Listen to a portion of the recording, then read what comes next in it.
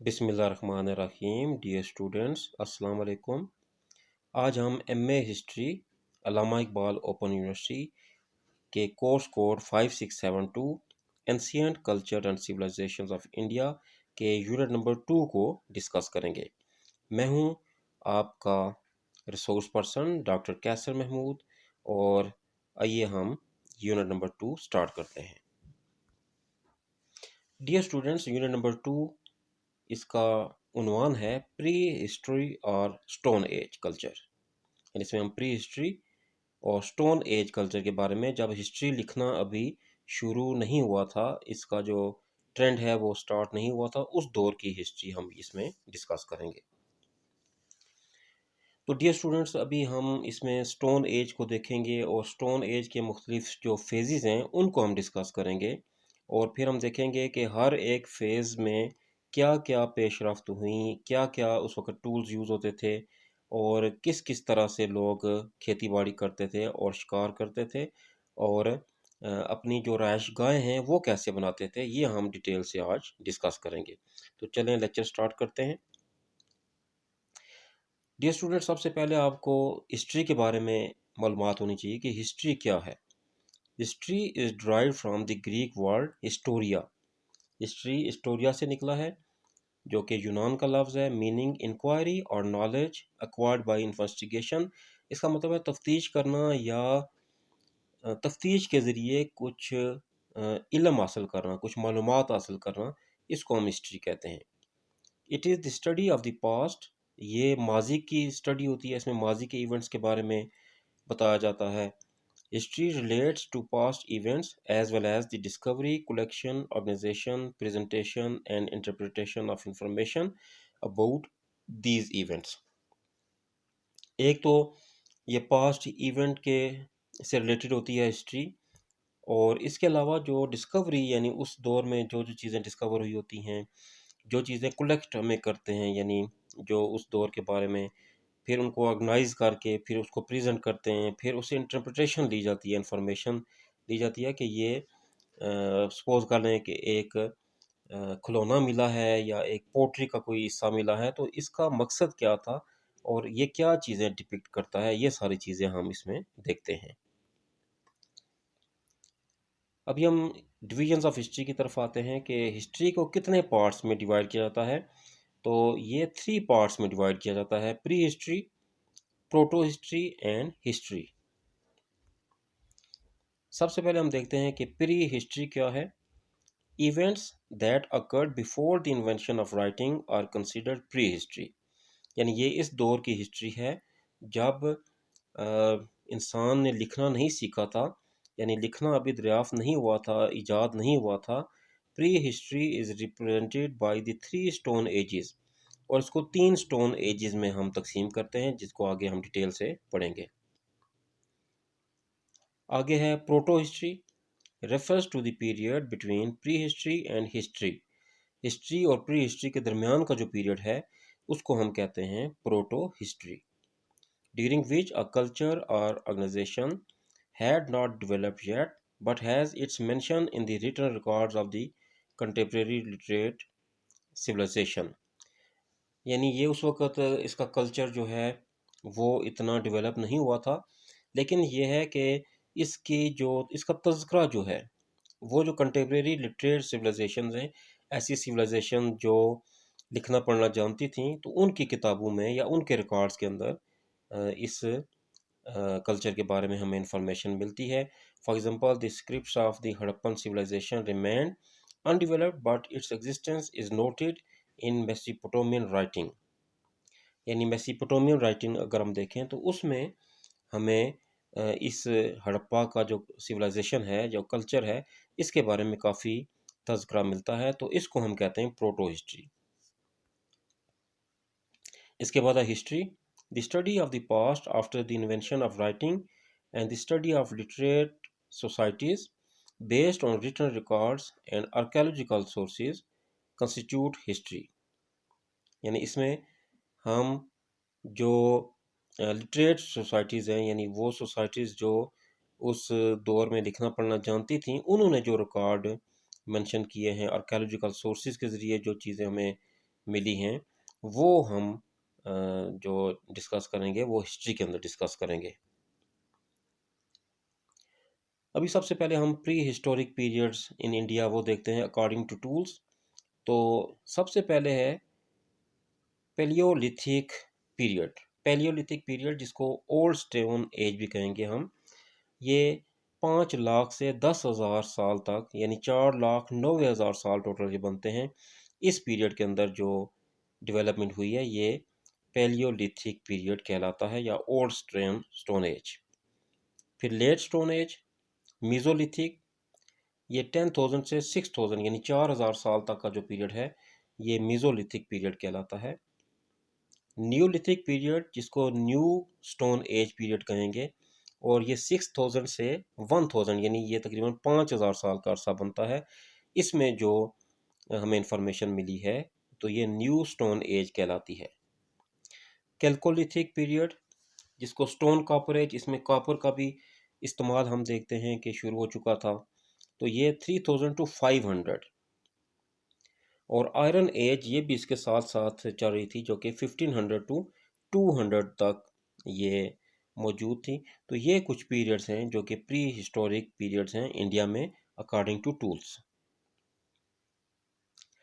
सबसे पहले हम आते हैं स्टोन एज के बारे में। The stone age is the pre historic period, that is the period before the development of the script. Therefore the main source of information for this period is the archaeological excavations. यानी इसमें चूँकि ये पत्थर का ज़माना इसको कहते हैं, प्री हिस्टोरिक पीरियड था, हिस्ट्री लिखी नहीं जाती थी, तो इसमें स्क्रिप्ट्स जो है वो मौजूद नहीं हैं। लेकिन सबसे जो बड़ा सोर्स ऑफ इंफॉर्मेशन है वो आर्कियोलॉजिकल एक्सकवेशन से मिले हैं। यानी खुदाई करके जो हमें टूल्स मिले हैं, जो पोट्री हमें मिली है और जो हमें नक्शो निगार मिले हैं वो मौजूद हैं इस दौर के बारे में इंफॉर्मेशन देने के लिए। अब हम आते हैं types of stone age. Based on geological age, the type of technology of stone tools, the Indian stone age is classified primarily into 3 types.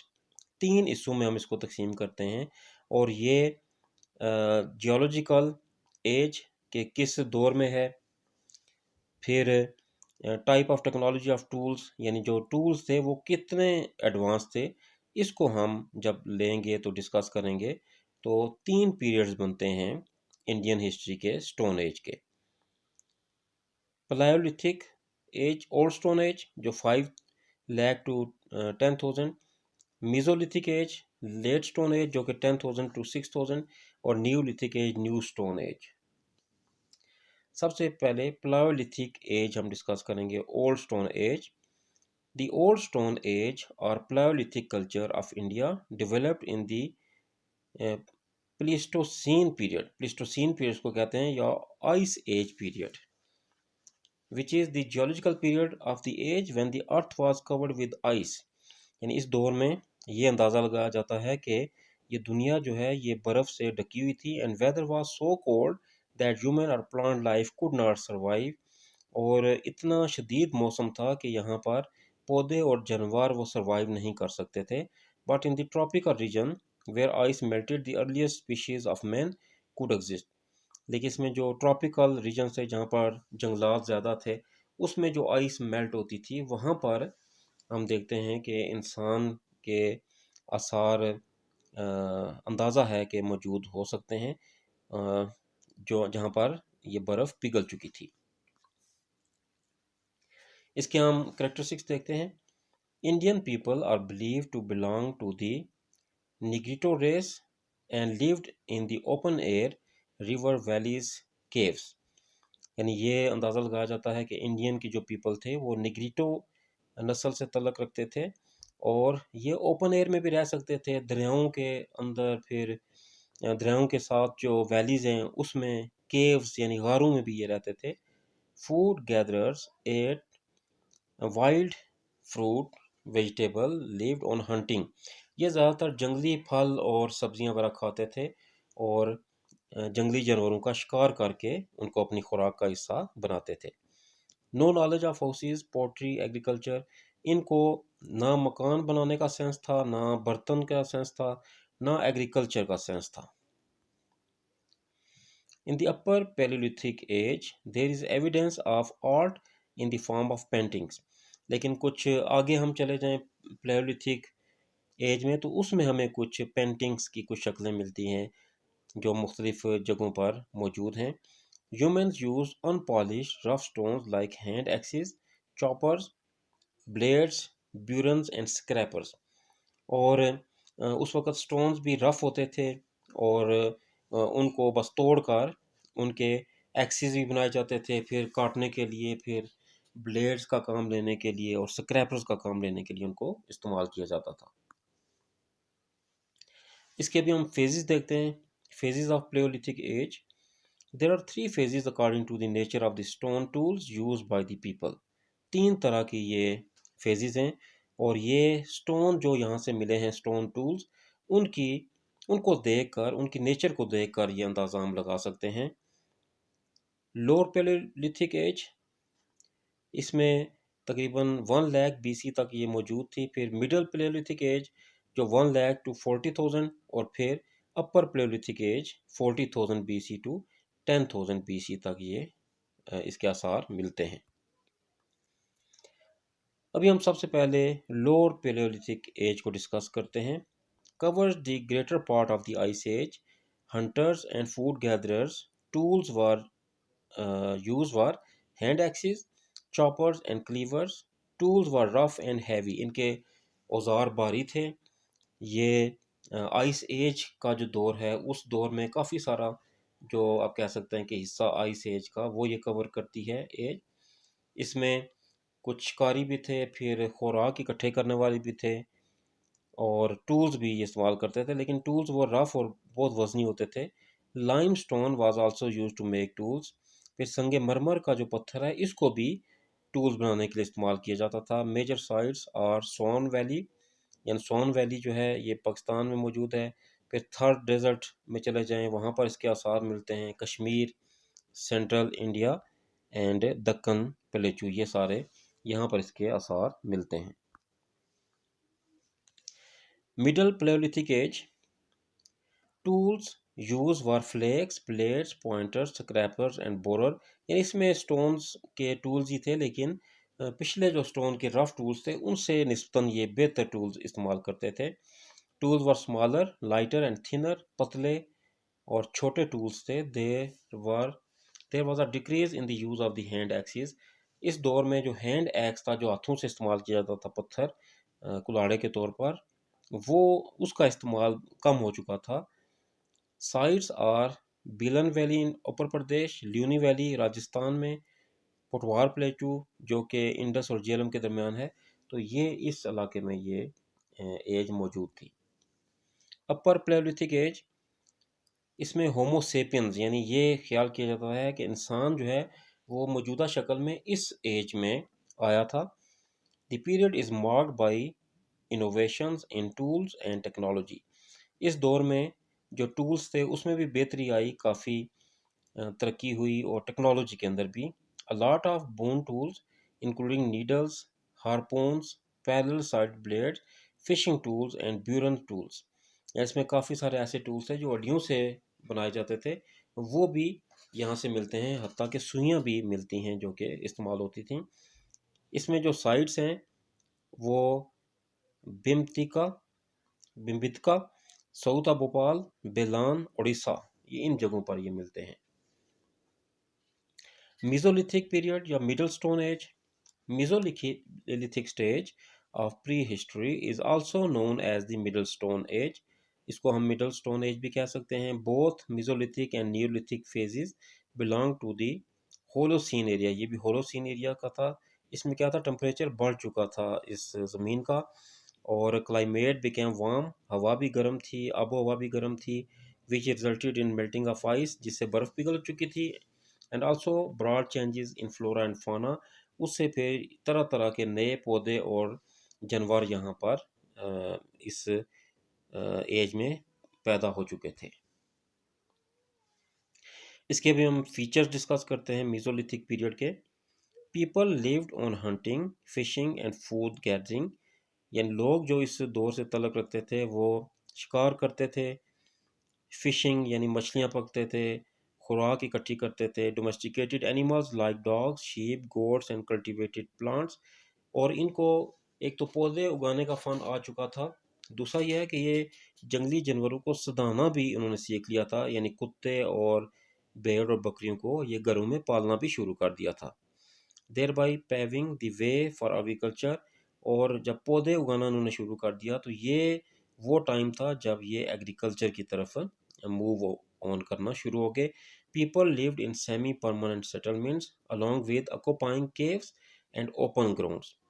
जो लोग थे वो सेमी परमानेंट सेटलमेंट के तौर पर रहते थे, यानी इनकी जो रहायशें थी वो आर्जी थी किसी हद तक, और किसी हद तक आप कह सकते हैं कि कुछ अरसे एक जगह पर गुजार कर ये आगे भी मूव कर जाते थे।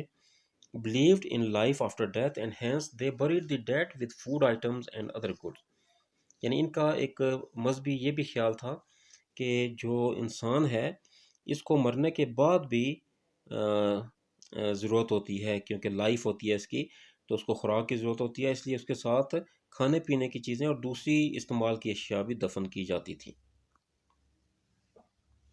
साइट्स ऑफ मेसोलिथिक पीरियड, ये Bagor in Rajasthan, Adamgarh in Madhya Pradesh, central India such as Bhimbetka caves, Madhya Pradesh, Kharwar, Jaora और कैथोटिया, ये मध्य प्रदेश में था। सुंदरगढ़ और संबलपुर उड़ीसा के अंदर, जूथू गोवा केरला के अंदर, और लंगनाज गुजरात, और बिहारनपुर ये वो इलाके हैं जहाँ पर ये पीरियड मिलता है। न्यूलिथिक पीरियड जिसको हम न्यू स्टोन एज कह सकते हैं, it is also termed as neolithic revolution, इसको न्यूलिथिक रेवोल्यूशन भी कह सकते हैं क्योंकि it introduce a lot of important changes in man social and economic life. इस दौर में इंसान की जो इकोनॉमिक और सोशल लाइफ है उसमें बहुत ज़्यादा इनकलाबी तब्दीलियाँ हुई, इसीलिए इसको न्यूलिथिक रेवोल्यूशन भी कहा जाता है। The Neolithic as saw man turning into a food producer from food gatherer, यानी इसने जो इंसान की करेक्टरिस्टिक है, बेसिक करेक्टरिस्टिक जो थी पहले, जिसमें वो फूड इकट्ठी करता था, यानी जंगली खुराक यानी सब्जियां और फल उसमें शामिल थे, अब इसने फूड प्रोड्यूस भी करना शुरू कर दी, यानी इसने पौधे फसलें ये उगाना शुरू कर दिए। इस पीरियड के हम करेक्टरिस्टिक्स देखते हैं। The people used microlithic blades in addition to tools made of polish stones, इसमें स्टोन को पॉलिश करके बिल्कुल बारीक से ब्लेड भी इस्तेमाल होते थे, जो कि आप छुरी चाकू के हिसाब से भी कह सकते हैं, कुल्हाड़े के तौर पर भी इस्तेमाल होते थे। The use of new polish tools made it easier for humans to cultivate and hunt, इससे इंसान का जो शिकार करना था वो भी आसान हो गया, और जो कल्टीवेशन थी यानी फसलें उगाने का या एग्रीकल्चर आप कह सकते हैं, वो भी इजी हो गया।